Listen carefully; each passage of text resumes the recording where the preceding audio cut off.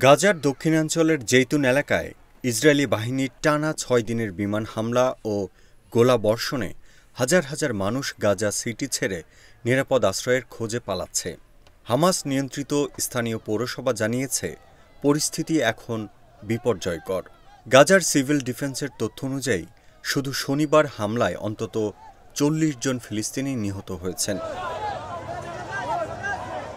Israeli সেনাদের দাবি, দক্ষিণ গাজায় সরিয়ে নেওয়ার পরিকল্পনার অংশ হিসেবে আন্তর্জাতিক ত্রাণ সংস্থাগুলোকে তাঁবু আনার অনুমতি দেওয়া হচ্ছে। তাদের লক্ষ্য ১ মিলিয়নের বেশি মানুষকে গাজা সিটি থেকে জোর করে দক্ষিণাঞ্চলের ক্যাম্পে পাঠানো।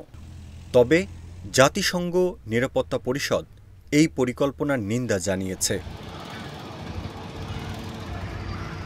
পৌরসভা বলছে, জেইতুনের প্রায় ৫০,০০০ মানুষের অধিকাংশই খাদ্য ও পানির তীব্র সংকটে ভুগছে। প্রায় ২ বছরের লাগাতার হামলায় গাজা সিটির ৮০% অবকাঠামো ধ্বংস হয়েছে। সক্রিয় ৪টি হাসপাতালেও ওষুধ ও সরঞ্জামের ঘাটতির কারণে সক্ষমতার ২০% কমে চলেছে। জাতিসংঘ জানিয়েছে, পুরো গাজায় ইতিমধ্যেই ১৯ লাখ মানুষ বাস্তুচ্যুত, যা মোট জনসংখ্যার ৯০%।